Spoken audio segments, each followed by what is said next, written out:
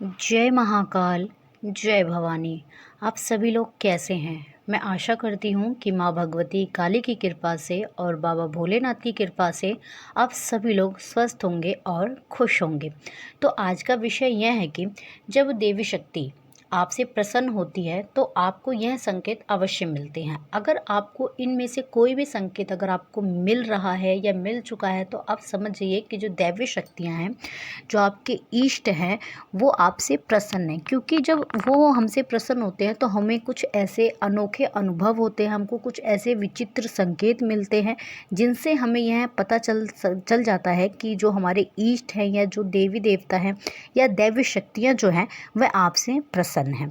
जब देवी देवता आपसे बहुत ज़्यादा प्रसन्न होते हैं, आपके इष्ट प्रसन्न होते हैं, माता काली आपसे प्रसन्न होती है या जो भी आपके आराध्य हैं, चाहे वो शिव जी हों, चाहे हनुमान जी महाराज हो, चाहे माता मसानी हो, मतलब जिसकी भी आप पूजा कर रहे हैं, जब वो आपसे बहुत ज़्यादा प्रसन्न होते हैं तो आपको बहुत सारे संकेत आपको अपने आसपास देखने को मिलते हैं। ठीक है।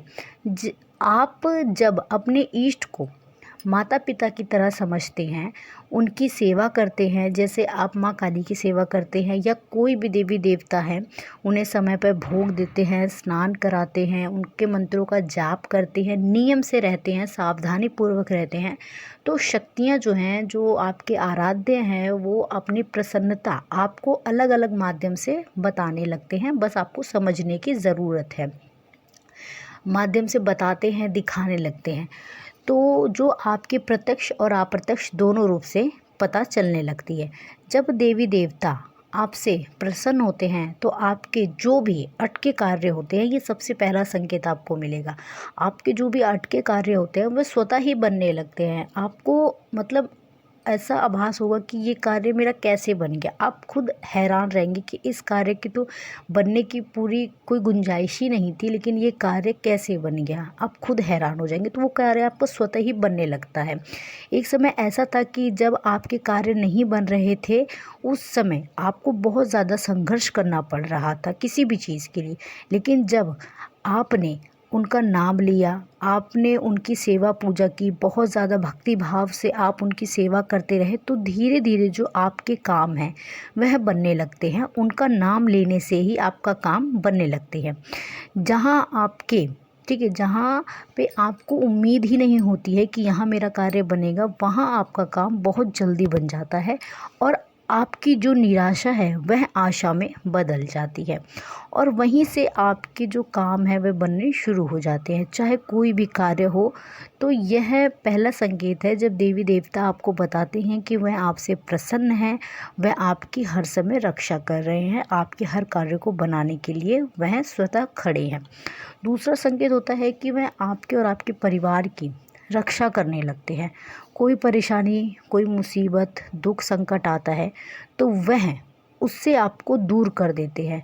मान लो आप कहीं जा रही हैं, ठीक है, आप कहीं जा रहे हैं या बहुत बार होता है, यह देखा भी गया है कि हम कहीं जा रहे हैं और हमारा एक्सीडेंट हो गया है और जो लोग हैं उनको चोटें लगी हैं, बहुत बुरी तरीके से चोटें लगी हैं, लेकिन आपको एक खरोंच मात्र नहीं आई। तो ऐसा क्यों?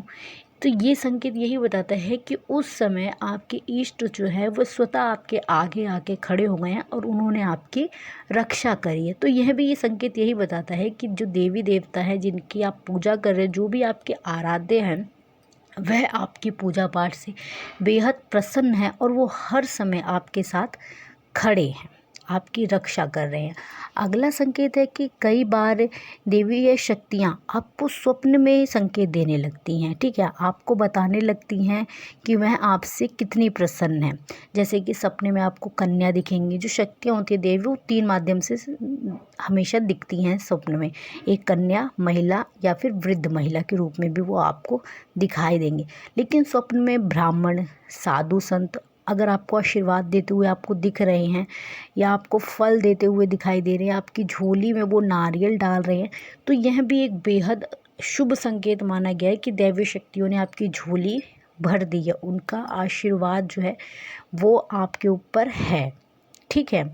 अगला जो संकेत होगा वो होगा कि स्वप्न के माध्यम से आपको दिखाई देगा कि माता लक्ष्मी का आगमन जो है वो आपके घर में हो गया है। तो यह बहुत बड़ा संकेत है। इसका मतलब है कि आपके घर में बरक़्क़त होने लगती है, लड़ाई झगड़े बंद हो जाते हैं या कम हो जाते हैं। देखिए, जिस घर में बरक़्क़त होती है, ठीक है, अन्न धन की, उस घर को माना गया है कि इस घर में उनके इष्ट के आराध्य की कृपा है, तो ही इस घर में इतनी बरक़्क़त है, इतना आपसी प्रेम व्यवहार है। नहीं तो इस कलयुग में बहुत कम घर में आपको प्रेम देखने को मिलेगा और बरक़्क़त देखने को मिलेगी। कई घर ऐसे हैं जिनमें जितना धन आए, जितना अन्न आए, बरक़्क़त नहीं होती है, वहाँ के लोग संतुष्ट नहीं होते हैं। और उसी के अपोज़िट कई घरों में ऐसा देखा गया है कि थोड़ा ही कमाते हैं, फिर भी उस घर में बरक़्क़त है, प्रेम है, अपनापन है। तो ये संकेत बताते हैं कि उस घर पे उनके इष्ट की, उनके देवी देवताओं की कृपा है। उस घर में सुख शांति समृद्धि का वास होने लगता है। हर प्रकार की चिंता भय से आपको मुक्ति मिलने लगती है।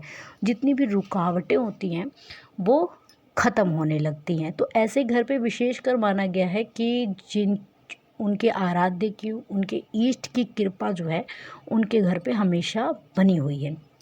अगला जो संकेत होता है वो होता है कि उस भक्त पर विशेष कृपा होती है, उसकी वाणी सिद्ध हो जाती है।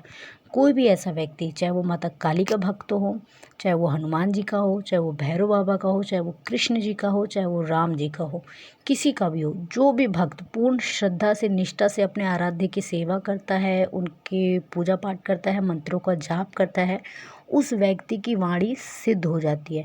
वह जो भी बोलता है सच हो जाता है। सपने के माध्यम से शक्तियाँ बात करने लगती है, उस व्यक्ति को अपने दर्शन कराने लगती है। नकारात्मक ऊर्जा उस भक्त के समीप भी नहीं आ पाती, क्योंकि उसका जो ऑरा मंडल है वो स्ट्रांग हो जाता है, ठीक है। ऐसे लोगों पर जादू तंत्र मंत्र का प्रभाव भी नहीं होता है, क्योंकि दैवी शक्तियाँ स्वयं उसकी रक्षा कर रही है, और प्लस उसका ऑरा उसके मंत्र जाप से इतना स्ट्रांग हो गया है कि पॉजिटिव भी जो छोटी छोटी शक्तियाँ होती हैं ना, जो पॉजिटिव वे में होती है, वो भी उस रक्षा कवच को भेद नहीं पाती हैं।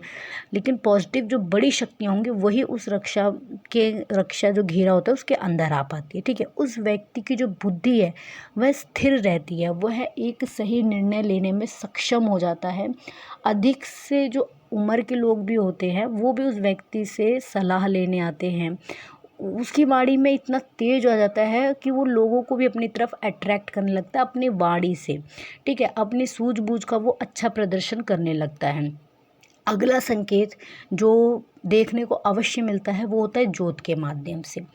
जिस व्यक्ति के ऊपर उसके इष्ट की, उसके आराध्य की, या जो भी वो साधनाएं कर रहा है, या अभी जिस भी इष्ट के प्रति उसका लगाव बढ़ा है, उसकी पूर्ण निष्ठा से उसने सेवा करनी शुरू की है, वो सबसे पहले ज्योत के माध्यम से ही दर्शन देने लगते हैं। उसकी ज्योत में फूल बनता है, आकृतियाँ बनने लग जाती हैं। अगर आप माता काली की सेवा कर रहे हैं तो माँ के खड़क, त्रिशूल, खप्पर इस तरह से बनने लगेंगे, ठीक है। कभी कभी तो साक्षात माता काली का स्वरूप उस ज्योत में बन जाता है। तो ये देखने को मिला है, और ये सारे संकेत यह बताते हैं कि हमारे ऊपर हमारी जो देवी देवता हैं, हमारी जो दैवीय शक्तियाँ इस ब्रह्मांड में हैं, उनकी कृपा हम पर हो चुकी है। और अब हमको यहाँ पे रुकना नहीं है, अपनी पूजा पाठ में और समय देना है, ताकि हम जो उनकी ऊर्जा है, उनकी एनर्जी है, उसको और स्ट्रॉन्ग कर सकें और हम इस मार्ग में और आगे बढ़ सकें। तो यही सारे संकेत मिलते हैं जितने भी मैंने आपको बताए हैं, जब दैवीय शक्तियाँ आपसे प्रसन्न होंगी। अगर इनमें से आपको कोई भी एक संकेत या दो संकेत या जितने भी संकेत मैंने बताए आपको मिल रहे हैं या मिल चुके हैं, तो आप ये समझिए कि उनकी कृपा आप पर हो चुकी है, और अब आपको भटकना नहीं है। आपको अपने मार्ग में और आगे बढ़ना है, और पूर्ण निष्ठा से उनकी सेवा करनी है, उनको याद करना है, उनको पुकारना है। तो मैं आशा करती हूँ कि आपको मेरे द्वारा दी गई हुई यह जानकारी पसंद आई होगी। चैनल पे पहली बार है तो चैनल को सब्सक्राइब करें, वीडियो को लाइक करें, शेयर करें, कमेंट में जय माँ काली, हर हर महादेव अवश्य लिखा करें। जितने भी लोग वीडियो को देखते हैं प्लीज़ कमेंट ज़रूर किया करें। इससे मुझे बहुत अच्छा लगता है कि आप लोग कमेंट के माध्यम से ही मेरी माँ का और मेरे बाबा का नाम लेते हैं, ठीक है। मैं माँ भगवती काली से और बाबा भोलेनाथ से प्रार्थना करूँगी कि आप सभी लोग खुश रहें, खुशहाल रहें। आप सभी के घर में माँ काली लक्ष्मी के रूप में सदैव वास करे, अन्न धन के भंडार भरे, हर बुरी नज़र से माता काली आपको सदैव बचा के रखे। धन्यवाद। जय महाकाल, जय भवानी।